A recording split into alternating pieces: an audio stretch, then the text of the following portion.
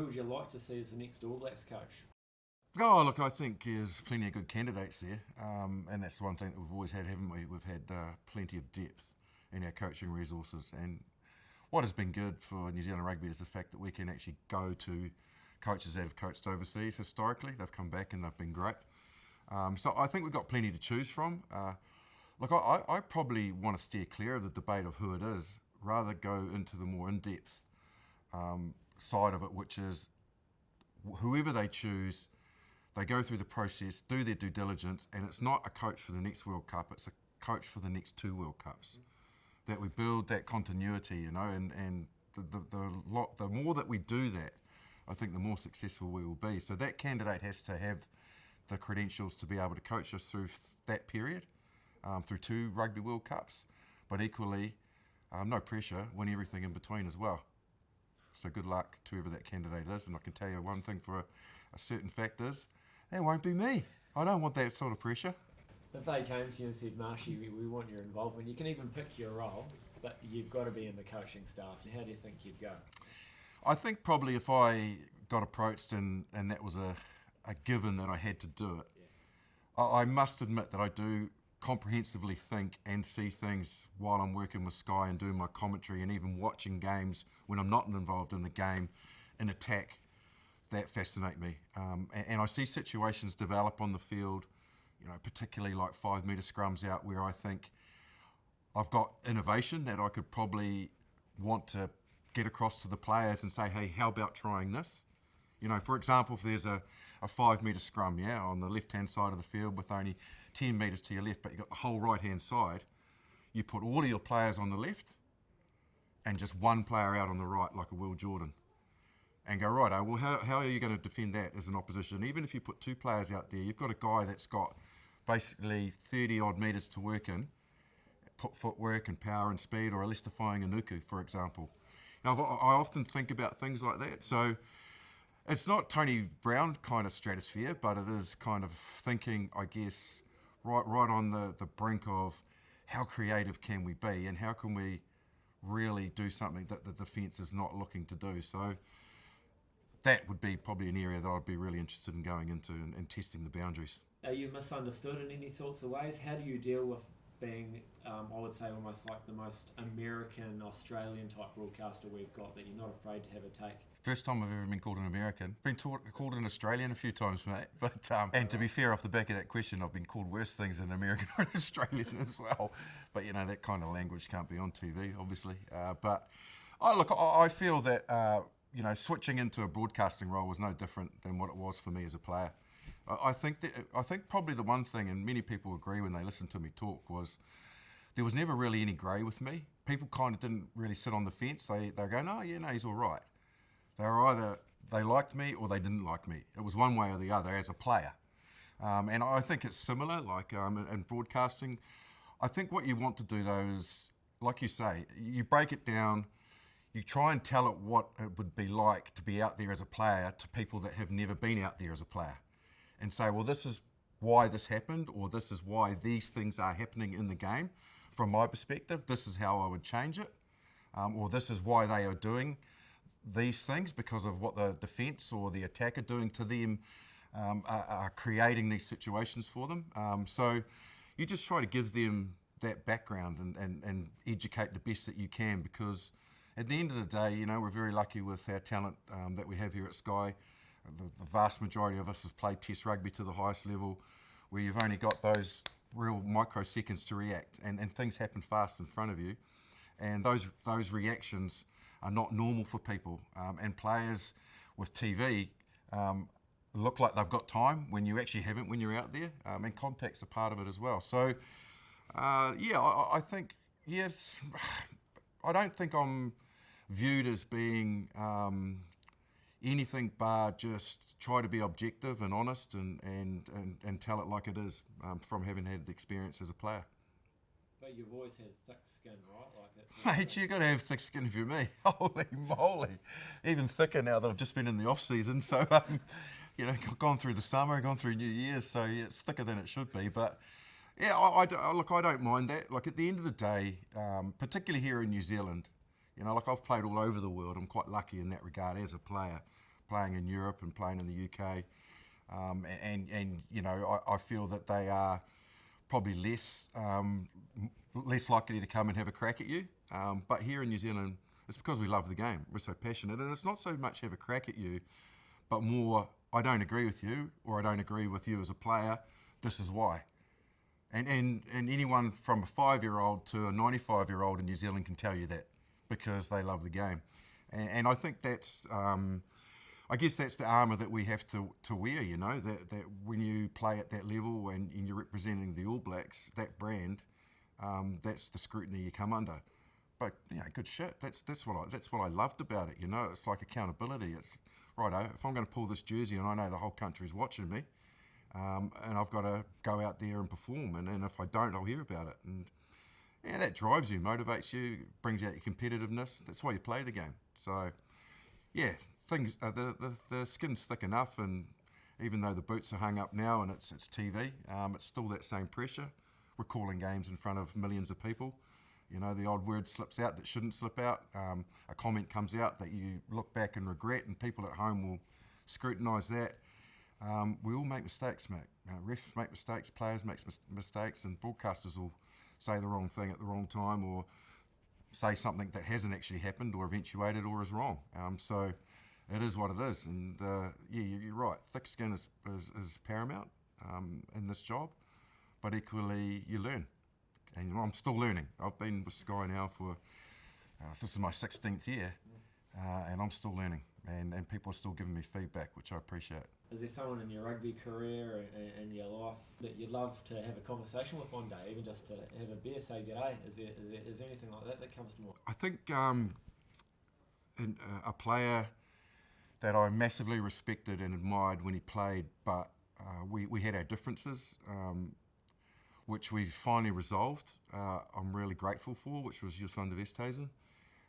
You know, one hell of a player, and I've often said that when he was in his prime, he wasn't just probably the best halfback on the planet, he was very close to being the best rugby player on the planet. He was that mercurial. When he was on, you know. He could fluctuate, but when he was on, he was a handful to deal with. And, you know, he was a bit of a superstar in South Africa, and he's probably as competitive as me, so we kind of clashed in that regard and didn't really create a friendship off the field. And rugby's all about respect. Doesn't matter what goes on the field. When you get off the field, you sit down, you have a beer, chat about the game, and find out about people, you know, because we're actually performing the same role week in, week out. If anybody's going to know what you're going through, it'll be the guy in the same jersey playing for a country just as passionate like South Africa.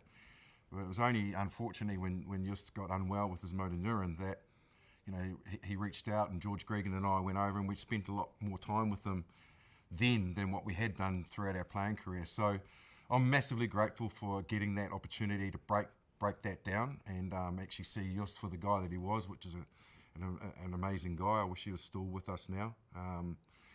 And then equally, if I had, you know, the opportunity maybe one more time, because I probably was remiss in not spending the one or two opportunities I have to have a really good chat, you know, with Jona, because when Jona was in the moment, he was a superstar. You know, it's ironic I'm talking about Jona off the back of Just, because Just was like that in South Africa. That, you know, that one-on-one time was really hard for Jona, and you're mindful of taking up his time, because his time was so consumed by the public and the media that you didn't want to then go and sit down with him and, you know, just have a good chat with him, and to just chat to him more about, you know, day to day for him. You know, look how long it took for people to know about his illness. He kept it to himself, between him and John Mayhew, his doctor at the time, until it eventually came out that he was unwell with his kidney disease. You know, like, a guy's carrying that burden throughout the majority of his career without anybody knowing. And, you know, you kind of feel that, you know, maybe he just had needed to have more conversations. It's not that I didn't have them. I did, you know, plenty of times we sat together on the bus or in a team or whatever, we'd chat. But I think if I had the chance, we never went out. If I was going to go out with Jona, it would have been to go to McDonald's, not to go to a cafe, that's for sure, and have a coffee. But I kind of wish that I just maybe had that one-on-one time with him a couple of more times in the time that we were playing together.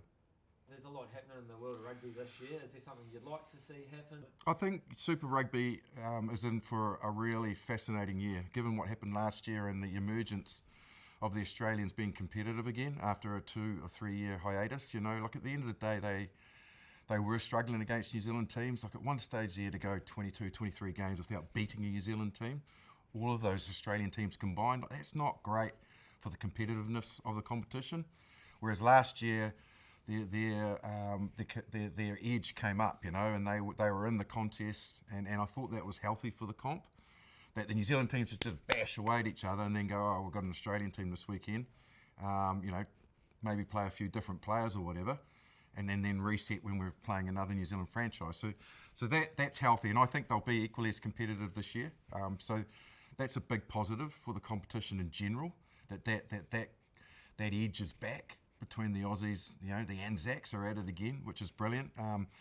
The other side of it is, you know, the discomfort, I guess, that a lot of the current players who were All Blacks at the end of last year will be feeling leading into this competition, because you'd have to say there's a clean slate with a new All Black coach coming in. You know, nobody knows where they are. When I don't know if I was fortunate or unfortunate to go through 5 All Black coaches in my career over 10 years, just for timing's sakes. Yeah.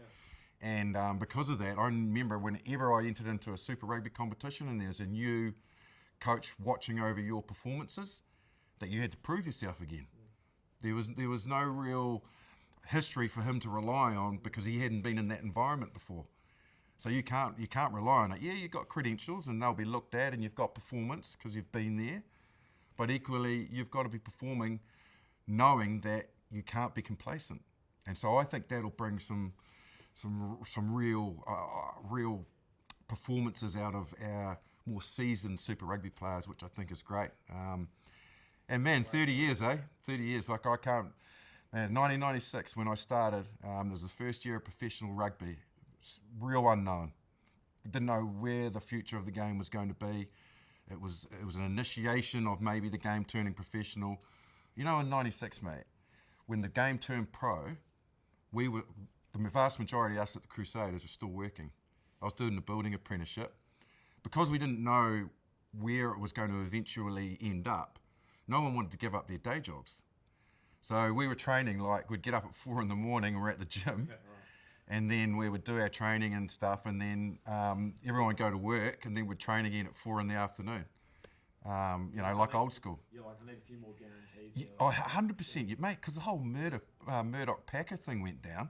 We all signed for Packer, and then it went to Murdoch, or whichever way around it was, and it was just a goddamn mess. And you were like, you know, if this is the way that it's kicked off with this massive uncertainty, it was going to go in this direction, now it's gone in that.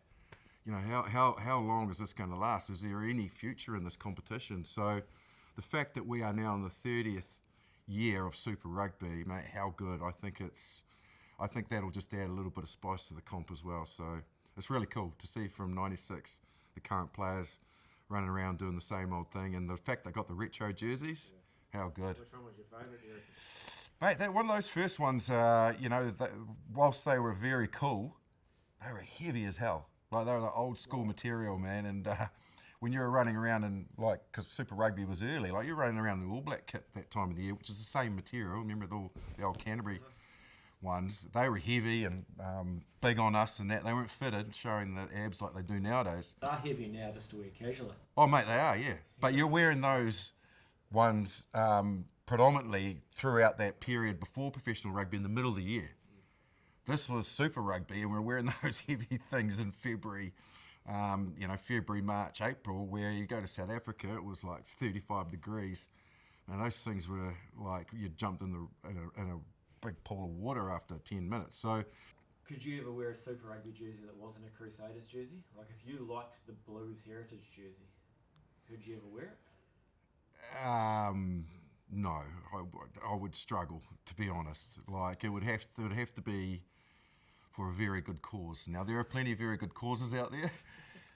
You know, charitable ones is what I'm talking about here. So you're really twisting my arm. But yeah, I remember one year I was in negotiations with Steve Chue for Crusaders, and I don't know, I was 6 or 7 years in. And I remember going into his office. I never used an agent the whole time I played. I just went and did my own negotiations. I knew my value, and I knew what I'd be comfortable playing. Under a contract for. And I remember sitting opposite him, and he was offering me. He obviously he's trying to screw me down. I'm trying to screw him up. And he said a number to me, and I said, you know what, Steve, this is not looking good. I think my phone's been ringing from the Blues. I might have to think about going there. And he just looked at me and went, piss off, Marshy. There's no way you're going to the Blues. I know that for a fact. Don't try and bring that to the table. And I was actually, you're right. I won't be going there. Okay, butchered that. Is there anything that you found difficult about negotiating your own contract? Well, the first thing they'll hit you with is your age. So, when you're 21, 22 and you're sprightly and you've got energy and you're actually looking like you're young, that's massively helpful, So I just work on making sure that I had a white T-shirt, ironically, which is what I'm wearing now, and a real good suntan because it makes you look younger. Okay, yeah. Maybe a few highlights in the hair that took away the greys, and you went in there looking like you weren't, catching up to 30, that you're only sort of still around sort of mid-20s. But yeah, of course, those sorts of things always come into contract negotiations. It's kind of weird, when you've got to pump your own tyre, don't you? And their role is to deflate that tyre, and then it's how pumped up it is when you finally agree on how you're going to ride this car, So that's all part of it, and it's all a bit of fun. But I think kind of those debates and the value that you perceive yourself to have is always going to be inflated to what they'll actually give you. But hey, why not going high, mate? It's like when I rolled into the casino. I start on the sort of $15 tables and I end up on the $2 tables because the reality hits me real quick. I'm a useless gambler.